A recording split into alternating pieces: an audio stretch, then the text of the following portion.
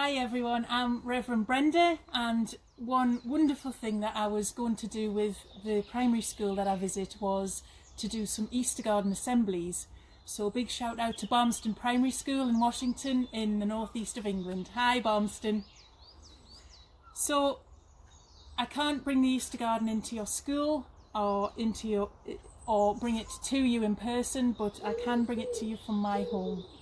Before we begin, you'll need to gather a few items if you want to make one of your own. So you need a base, something that will hold the Easter garden. So I've just got a plant saucer. You could take a bowl from your kitchen or anything that's going to hold some soil. And then you need some soil. I've just got a bowl full of soil there, just dug from the garden. You'll need, to make the tomb, you'll need a pot.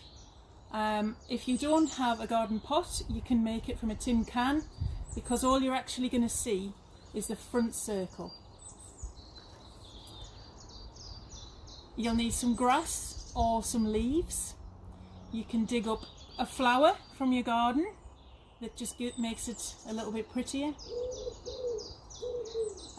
If you've got some small stones, then we're going to use those to decorate the front, but again you could use some leaves, or you could just leave it there. You need to make yourself 3 crosses. So we've just tied these together with string. A little piece of white cloth. And finally, a stone that is big enough to cover the entrance to your pot. So let's begin. So I'm just going to put some soil around the back half in an arc.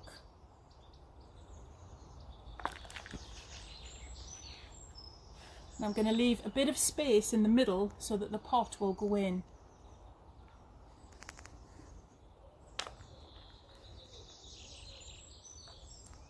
I don't know about you guys, but this is the strangest Easter that I've ever spent.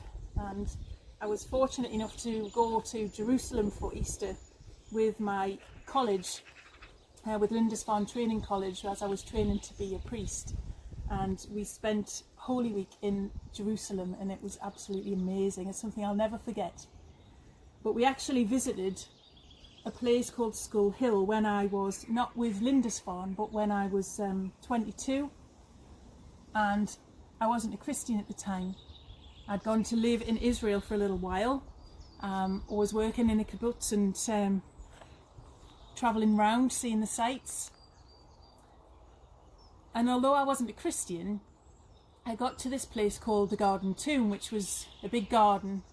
And there was a place where it's possible that Jesus was, where the tomb was, although the place that they think it is in the Church of the Holy Sepulchre in the middle of Jerusalem.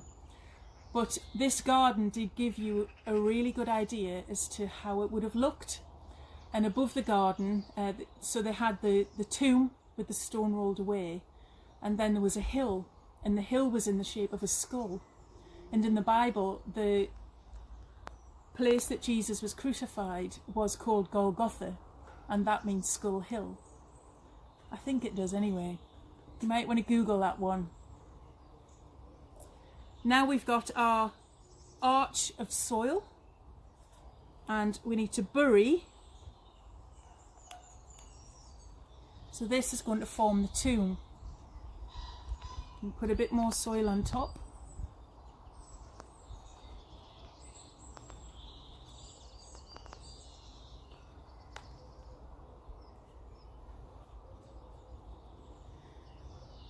Now, the next thing I'm going to use is some cut up pieces of turf, some ordinary grass. I realise that you will not all have turf available to you, but as I said before, leaves or different things would work just as well, even some green material to get the effect. And the only reason I have this turf is it was the last roll left from the last job that my husband did. He's a landscaper, and just before the shutdown, before we were all told to stay in our homes, the last job that he did was using some turf, and this is a piece that was left over. So I'm going to just add that onto the top of the hill.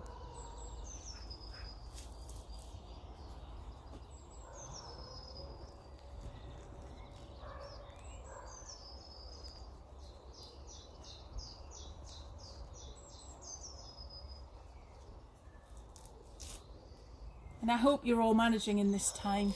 I realise it's a really strange time for everyone, and I so miss seeing you all. All I can say is that when we're able to meet together, we'll have some really good parties. So, what does that look like, Tam? I've got my son here as tech support today because this is indeed the first time I've made a YouTube video. What does that look like so far? Looks good to me. Thank you. So we're going to add in these flowers. This one is called a pulmonaria, and I've just dug it up out of the border of the garden there.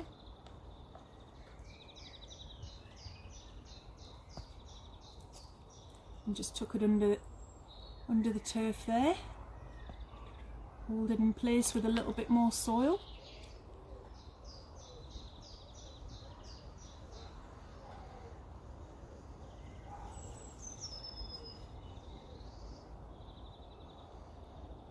And then, I'm not sure what that one's called. It's a lovely little blue flower, and there's not that much choice in the garden at this time of year. I'm sure my landscaping husband would know what it was called, but it's a pretty blue flower anyway. So we'll pop that in that side.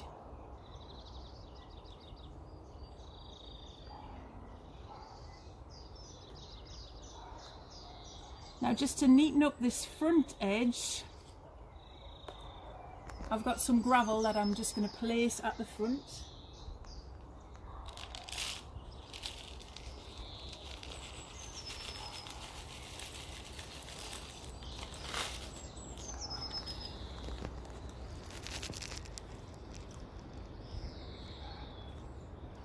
Just to make it look a bit neater.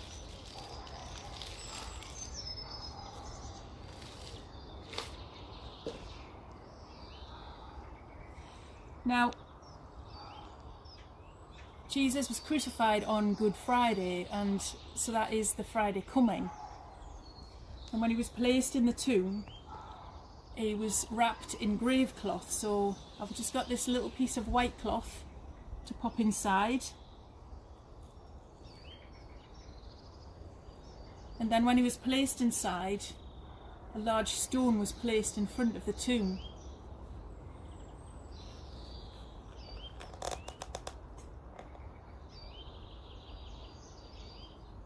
So now I'll add the crosses to the bank.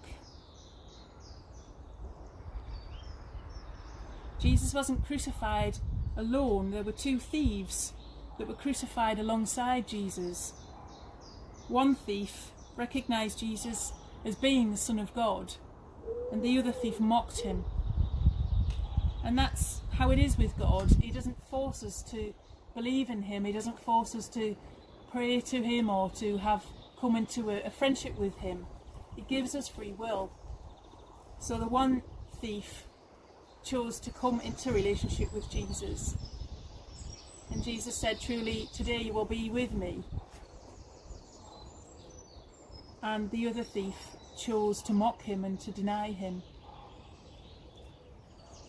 So this is the Easter garden almost complete. The one thing I wanted to add was a small candle. So I've got a tea light here, and I'm just going to place that in the front, because Good Friday is not the end of the story.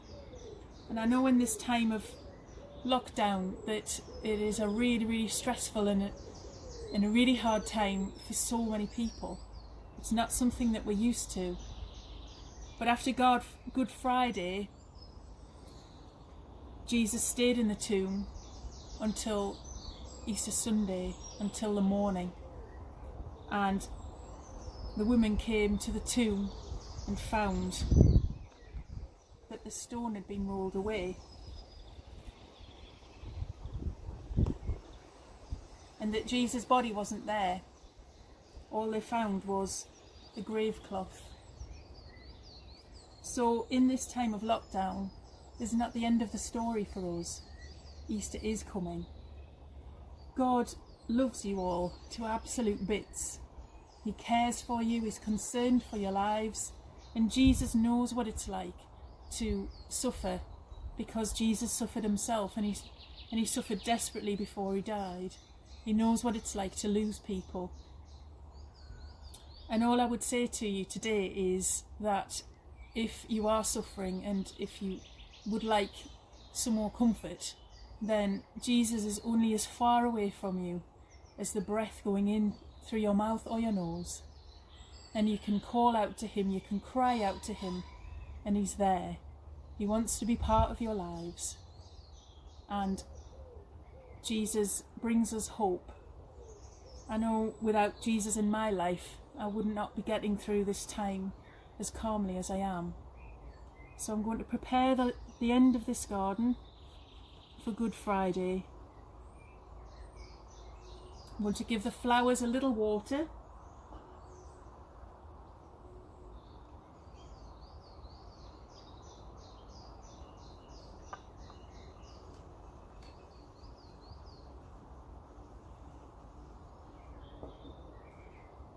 And on Easter Sunday, this will sit at the top of our drive. I hope you've enjoyed this short video. It's the first time I've done anything like this. It's not something I ever expected to do. But hey, we're all living in strange times, I'm sure. So I just want to say love to you all, and I will see you again as soon as we are able. Bye.